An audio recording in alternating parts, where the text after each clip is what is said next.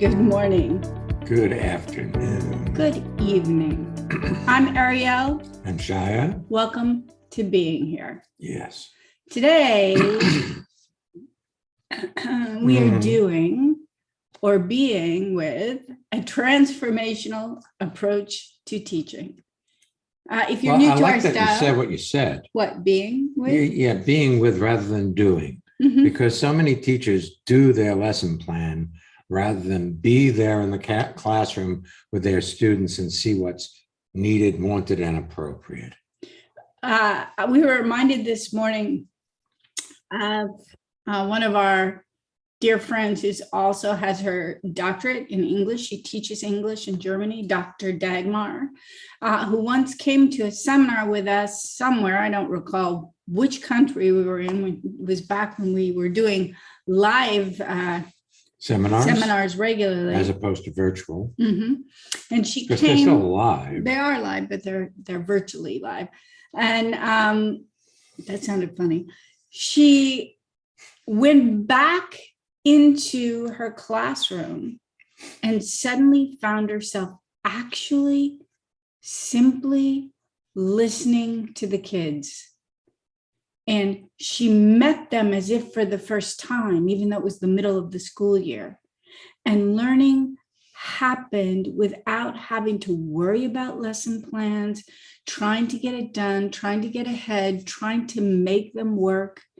It was all about being. So her clue about listening is great. So listening, for most people, is thinking about. You think about what's being said to see whether it's true for you, whether you agree, whether you disagree, whether you have other ideas. Well, that's not listening, that's thinking.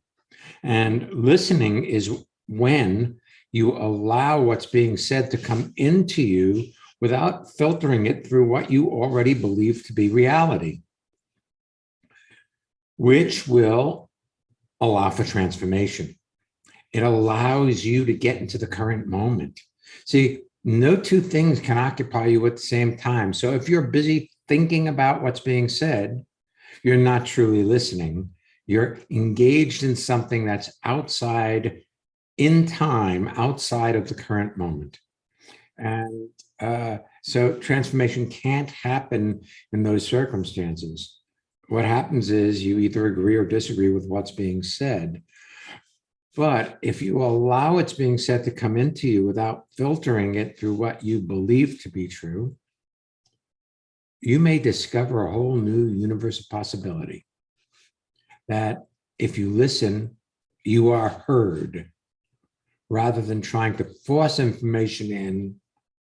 Children can absorb, or anybody could absorb that information just out of your being there, out of your listening. You're wanting to, or your reflex to agree or disagree happens automatically.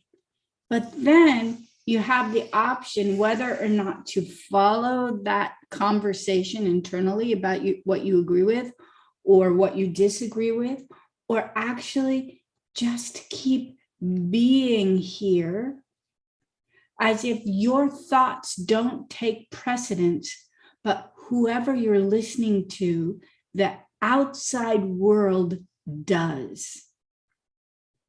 It's relaxing, it's effective, and it's... Well, if you have an agenda to teach something, that agenda will get in the way of your ability to be there, because you'll think it's not going in the right direction, the direction that your agenda dictates, what you want to produce. So if you have an intended result that you want to produce out of teaching a class or anything, then that intended result will in fact limit what's possible in the learning process. That's a good start. I think so. Shall we take our first guest? Yes, she's a teacher, I believe. She is. Zoey, where are you zooming in from and what do you teach? I'm zooming in from Manhattan, and I'm a special education teacher and an art teacher. Hmm. I've been teaching at a middle school for the past 6 years as a special education math teacher. And in the fall, I accepted a new position at a new school. I'll be teaching art to kindergarten through fifth grade students. So by the time this airs, you'll have been teaching for what, a month? Yeah. Excellent. That's very cool. Yeah. I'm so excited. I also just wanted to say, as I was listening to you guys in the intro, it occurred to me that working with you guys for the past 6 or so years, which has been my teaching, spans my teaching career, it's been so supportive of me as a teacher. It's been the best professional development ever. So thank you. Thank you. I have an idea for you, Zoe. I know you probably came today with a question, but something I've observed about you recently, whilst you have been working with us on projects and also seeing you in seminars, is a new possibility which will filter into teaching. So if we start with ourselves, if we all start with ourselves, if we have something to teach, our way of being radically affects how other people can receive it. So I was making some soup this morning, and as I was cutting the onions and cutting the celery, I looked at it and I saw the amount that felt right. Now, if I spend time second guessing it, do I need another onion? I don't know. Do I need it? Oh, is that enough celery? Is that too much celery? The amount of time I spend second guessing it, I believe, affects the flavor of the soup. Because every person who takes a bite of it gets a bite of my self-doubt. There's the possibility of saying, this is it.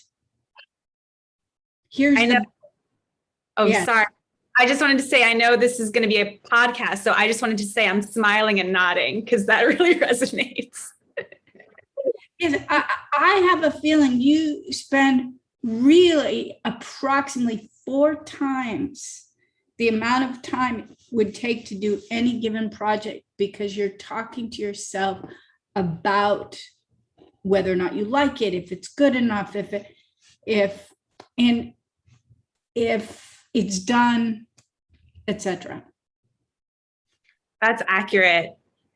Yeah, I've been noticing that lately in different projects that I've been up to. And yeah, that's really cool. I'm so excited to work in this new school, and I find myself sometimes wanting to, it's like I wanting to answer questions that I don't have the information for yet. Like I'm asking the questions. Me? Really? Yeah. Well, Give us an example. kind of like, well, what's it going to be like with the kindergartners? I've never taught kindergartners before. And are they going to be able to do this type of project?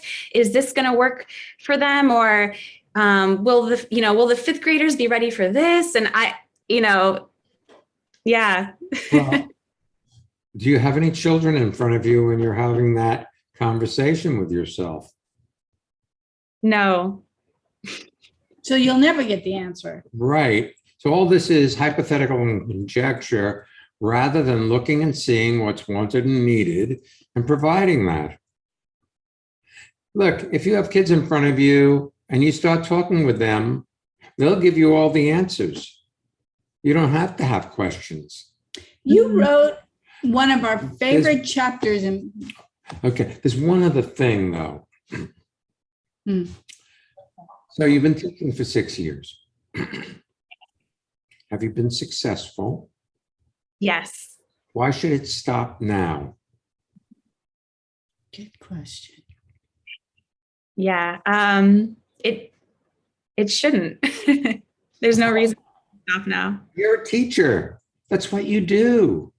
That's who you are. You don't have to worry about being you. I don't recall the name of it, but I do know that you wrote one of the chapters we really adore in our book, Being Here Too, which is a compilation of things we wrote, but also transformational moments from different people in our community. And you were talking about a young girl who came in who was having difficulties learning how to do minus, like, what do you call those again? Negative numbers? Negative numbers. And you had to look at her, see what was registering, and adjust. So the amount of time you're spending talking to yourself about whether something will be too easy, too difficult, will they like it, is a waste. It's a waste of your current moment, which is where your life is taking place. And then you're going to go, oh my God, I need a vacation before you even get to work. The other thing is this: all your ideas aren't relevant until you get to the situation that you're going to be teaching in. So you may have ideas about how it will go and what will work and what won't. But those are just ideas. Those are just thoughts. You'll know when you have children there that can respond to your requests. The other thing, Zoe, is when you were giving us the example of what questions you're having, conversations you're having with yourself, when you said, oh, I wonder what it would be like with the kindergartners. Do you notice something about my voice? And the fifth graders, will they like that? It was almost like little Zoe playing dolls, creating a reality rather than the mature, the other thing seasoned teacher that you are. The other thing is you don't want to talk down to these children. Be straight with them. You know, raising your voice so they feel like a puppy dog is not going to make them better students. But you may have the idea that it will. From back when you put it together before you had any teaching experience. Yes. And you went in to a classroom and you taught and you were successful and your mind said, I have to do this next time. Yes. And really, Zoe, I know that you can create lesson plans, set them aside, and then see what's appropriate when you get there.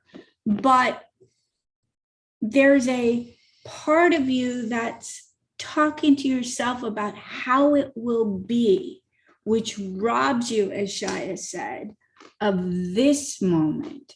Well, how it will be is a fantasy, and it's based on fantasy. See, you have the idea how it will be when you're in a relationship. It'll be an extension of this. If you're here and centered, you walk in the door to your classroom, you'll be here and centered. If you're worrying about the future and you have all of these ideas, then those ideas will be in front of you. You sound like you might be in Toy Story, as opposed to the reality of being a teacher. Yeah. Look, what you have to offer to kids is your being present with them. You're listening to them. You're being there rather than trying to manipulate them and the future to turn out the way you think it ought to. Then you have the magnificent moment, because creativity shows up when you're in the moment, not when you're thinking about how it will be received. I love that. John and I were talking about it yesterday with a group of people. One of my favorite teachers is a man named Travis. He's the world champion 3-time over, spay casting champion. So he can cast farther with a spay rod, which is a 2-handed fly rod than anyone else in the world. And when we go fishing with him, he's never telling me how to do it different. And he's also differently. He's not judging what I'm doing. He sees what would have it be improving for me, but he doesn't impose it on me.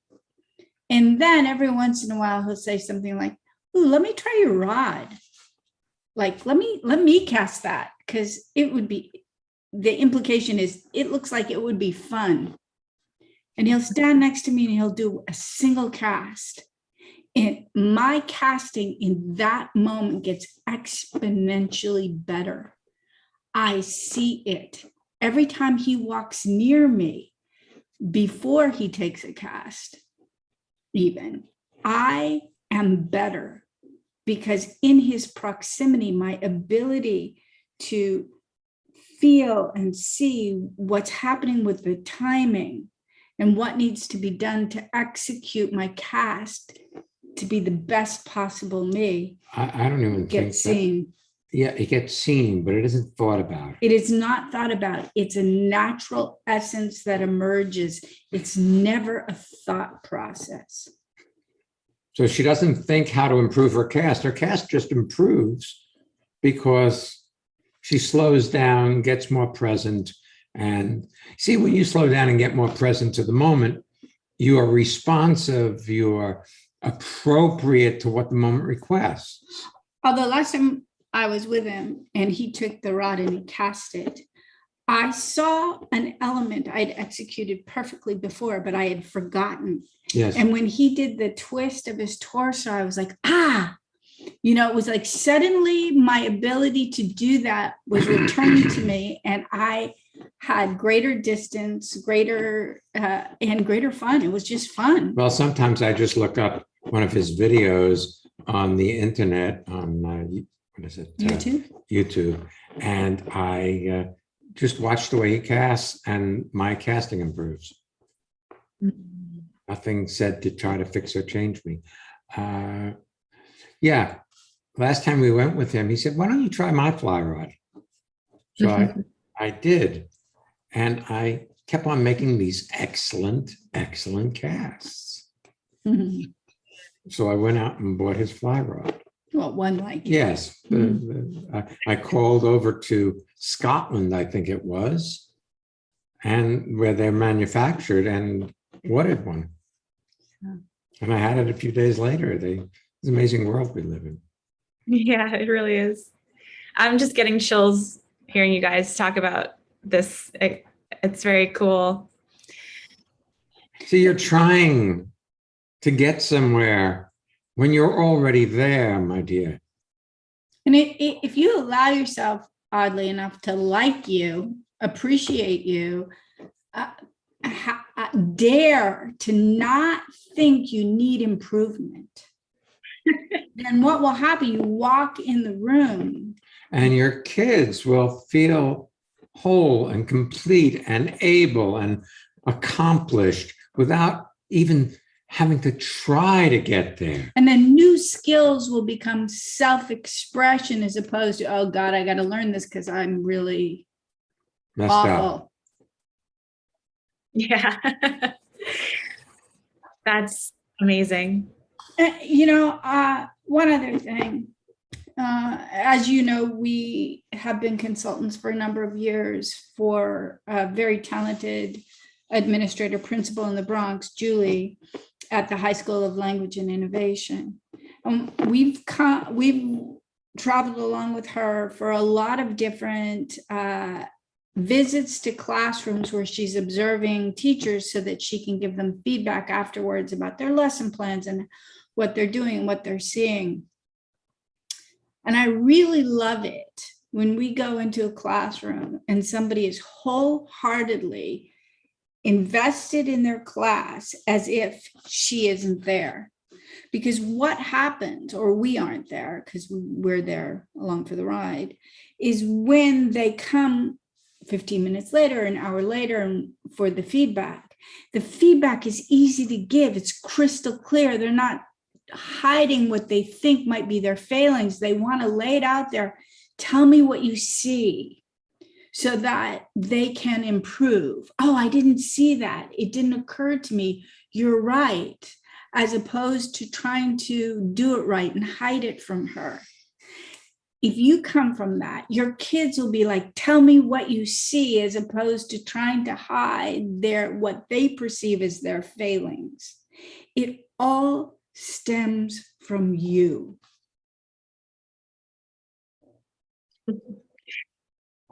Wow. That's awesome. I just feel so relaxed, and such a new perspective just opened up. I love it. It's great. Thank you. Thank You're you. welcome.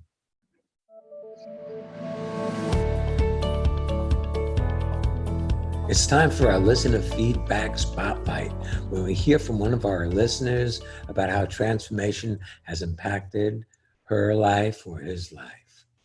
If you want to learn more about our seminars, any of the upcoming virtual courses, visit transformationmadeeasy.com. That is transformation made easy, easy.com. I love it. Thank you. This is Cheryl in Hong Kong. And what I love about transformation and all of the seminars or opportunities we have to connect with each other is that it's an opportunity to discover who we are moment by moment and connect with whatever's in front of us. Do you want to have well-being with consistency? Connect with people all over the world from the comfort of your own home at Ariel and Shire's lively interactive Living Made Easy virtual seminars.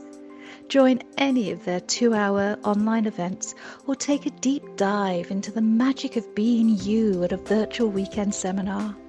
Come on, let's connect. Find out more and register at transformationmadeeasy.com.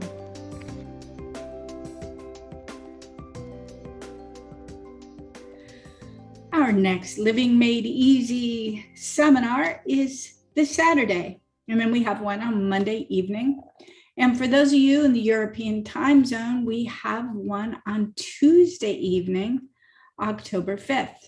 You can find out more about our seminars at transformationmadeeasy.com. If you'd like to invest in a really amazing weekend of you, Discover the Healer in You is on Saturday and Sunday, November 6th and 7th. You may not know this, but all of our seminars stemmed from Shia work. When he discovered that if he could direct a person's attention, awareness into pain in their body, it could disappear in an instant. And then eventually we discovered it's something that was transferable as we were working with people. So if you'd like to come to a weekend seminar with us, that is open. The other thing is Costa Rica 2022 is now open and available for people to join us, should you wish, for a week or two in a lovely environment where we investigate being. It's in January of 2022. There are 2 prerequisites. You must attend a weekend seminar with us sometime between March and when you attend Costa Rica. And also all participants need to be fully vaccinated. Again, if you want to know more, just go to our website, transformationmadeeasy.com. All right. Our You next. ready? Yes. Lenore, where are you zooming in from? Hi, I am zooming in from Montclair, New Jersey. Welcome. Thank you. I have a unique position in education. I'm a sign language interpreter, but I'm also a transliterator. So that means that when I'm in the classroom, I get to be with a deaf student or students and convey the information that the professor is talking about and giving it to them as clearly and as exactly as the hearing students might be getting the information. So, Wait a minute. I got confused with that. okay. So a transliterator. Mhm. So I must either I'm misunderstanding you now or I misunderstood you before. I thought what you'd said before was a transliterator takes what the professor is saying, distills it down to be understandable to the deaf student as opposed to doing word for word what the professor is saying. That's accurate. What you just said is accurate. I get the information and deliver it so they get the same communication, but it might not be, I might have to condense the information. I might have to translate for social, like a bird in the hand is not a thing that deaf students understand. Bird in the hand is worth two in the bush. They're like, why is that significant? So I explain what that means as opposed to say that. Okay, gotcha. I didn't get that from your first explanation, but now I'm following. Okay. That's great. So sometimes I do that. Sometimes I go into a classroom and I think I get so stuck in my head that I'm not clear. It concerns me that I'm not clear sometimes. I don't think hearing people know what a bird in the hand is worth two in the bush necessarily, unless they stop to think about it. It's just something they've heard and it passes, like happy as a clam. Right. They're just sayings that we've heard over and over until we think they mean something. Yeah. Which, by the way, happy in the clam as a clam used to be happy as a clam at high tide was actually the whole statement. Because at high tide, the birds can't pick at them. You can't dig them out. They're happy as a clam at high tide. But people heard it enough that they shortened it to happy as a clam, and now it means nothing. Right. I mean, unless you think a clam is grinning when it opens its little shell. Yeah. So anyway, do you have a question for us? So my question is, how can I do better? No. Well, that is your question. That is. I'll give you a quick answer. Yes. You can't. Stop trying and then maybe you will. See, coming from the idea that what you have to say is not enough, it'll never be enough. So you can't improve. But if you realize that you're an excellent teacher, transliterator, sign language interpreter, you'll do what's needed to produce understanding in your students. They'll get the information. See, look, dear, when you're working on you, you've got no availability to be with your students because no two things can occupy Lenore in the same moment. So if you're, excuse me, entertaining self-doubt, then you lose your effectiveness as a interpreter. Right.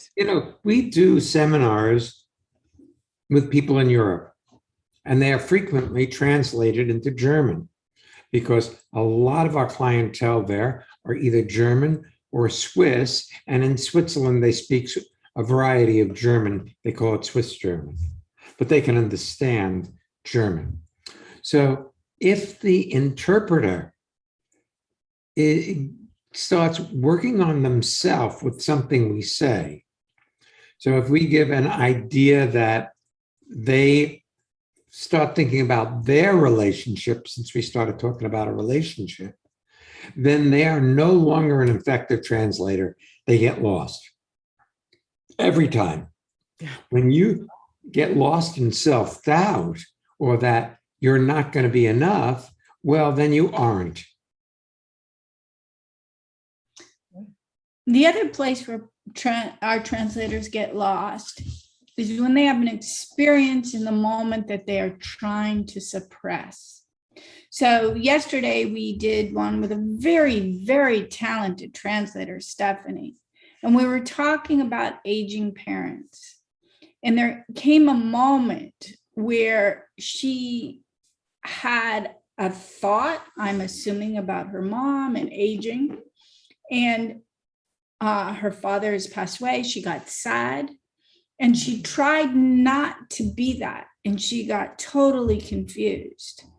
I have a feeling that from time to time, Lenore, and also I've noticed it in you, where you think you need to be more or less. You need to be more perky and less sad, or you need to be different, rather than recognizing if you include what you have, you are effective. Change is exclusive. I need to be this, not that. I need to be this way and not that way, and trying to do being a certain way. In transformation, it's not the dichotomies. If you're sad, you include it. If you find yourself distracted, maybe that's the state that your client is in. And if you don't make yourself wrong for being distracted, third principle, you give them permission to transform in an instant as well. Because the first principle, anything you resist, you become like. Yeah. See? It dominates your life. so if you don't want to be sad or distracted, it grows. Second principle, you can only be exactly in the state you are, is when you hit the start button, you can only be how you are. Third principle, anything you see without judging completes itself in an instant. Yeah. Yeah. So it's about streamlining your life, not getting locked in behind roadblocks.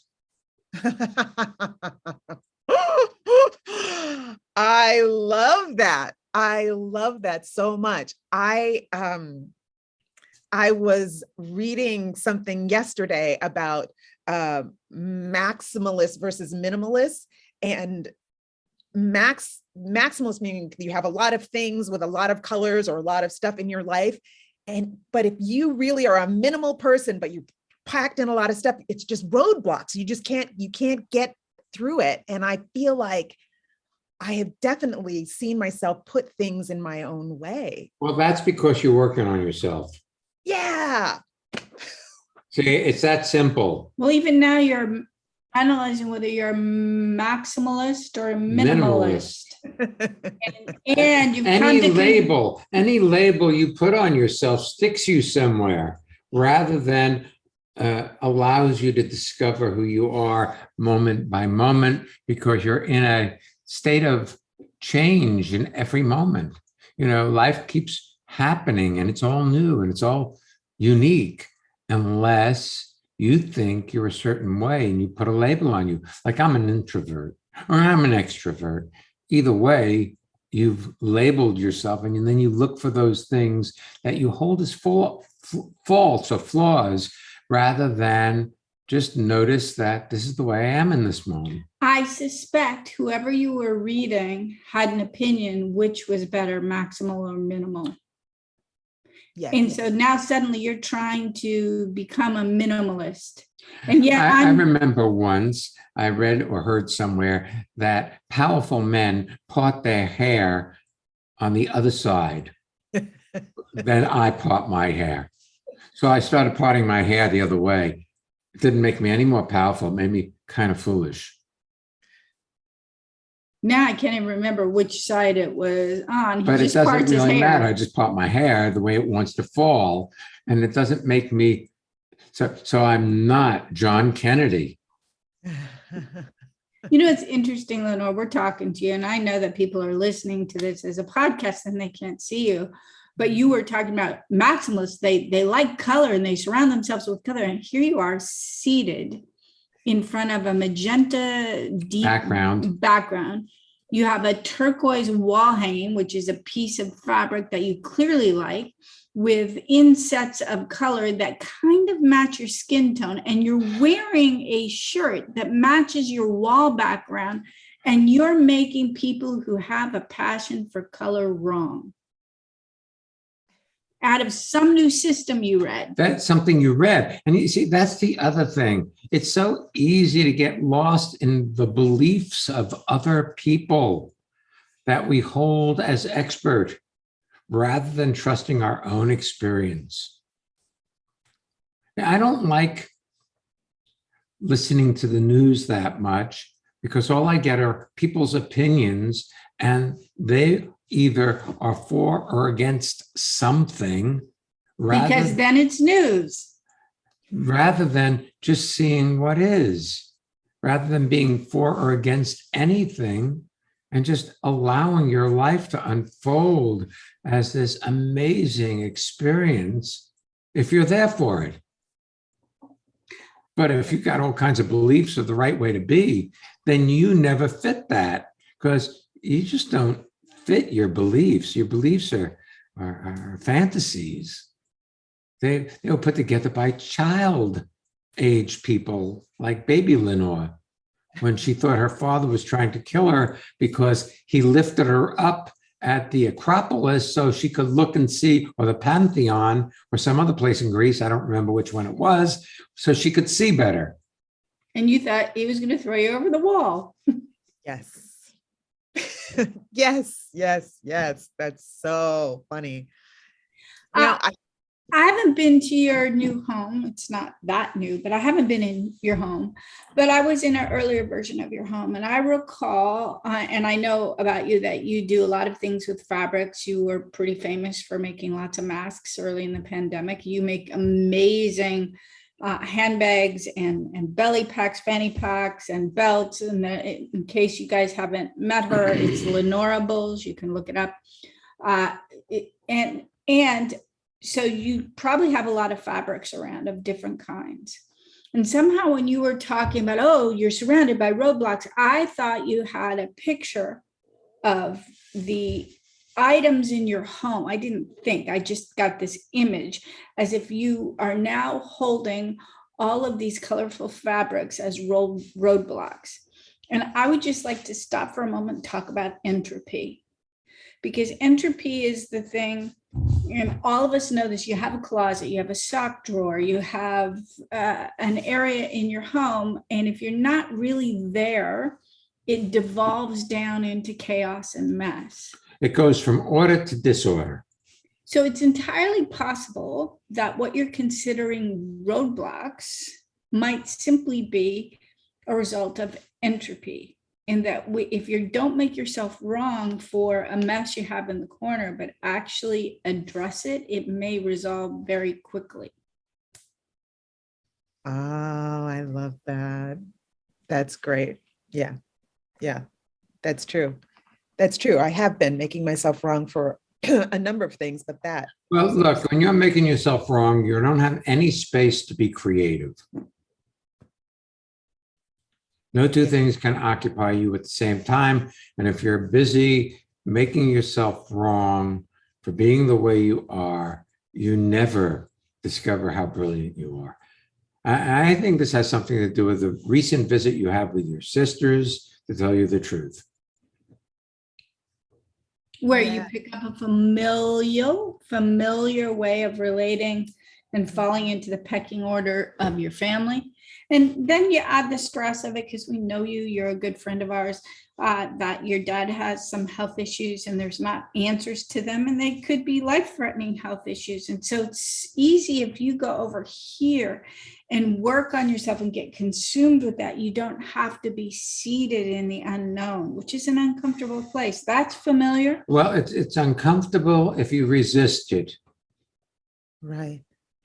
That's when it's uncomfortable. Yeah. It's enlivening if you're here for it. Wow. Oh, you guys are amazing. I feel like I may have taken the first breath I've taken in a long time. That's awesome. Good. See, transformation only takes a second, Lenore. An instant, Happens in a breath. in the blink of an eye. It's not about working on you to get somewhere. It's about being here in this moment. It's that simple. Interesting, we're doing a course called Simplicity. Which Yeah. when this airs will have just completed, but we're in the shoot for it here now as we're recording this. Yes. So Wow. I'm so grateful. we're grateful you were here. You know, I have one other thought about that. Here we were talking with Lenore, and Lenore and her well-being, in my experience, has become all encompassing, as opposed to trying to manipulate this around to be about teaching and teachers or some theme of this show. And I have a feeling somehow that is something that when you are the most inspired as a transliterator, you're actually really invested in the person in front of you rather than trying to get them to learn. And as that happens, learning happens all on its own. It's a byproduct, not a focal point. I love that. Yeah. Because I do feel really lucky to get to be with students, and I love seeing them light up at the inspiration, at learning something, at getting an idea, at feeling their own wisdom and brilliance. And I feel lucky. Thanks for being with us today. Thank you so much. Hey, if you enjoyed this podcast, you can leave a review on your favorite podcast app. Helps others find being here. And if you feel to do it, thanks in advance. You ready for next week's episode? What might that be? You ready, Lenore? Ready. What if you aren't broken? Not fit in the circle of therapy. Yeah, we'll be back next week. So come on back. And don't miss being here.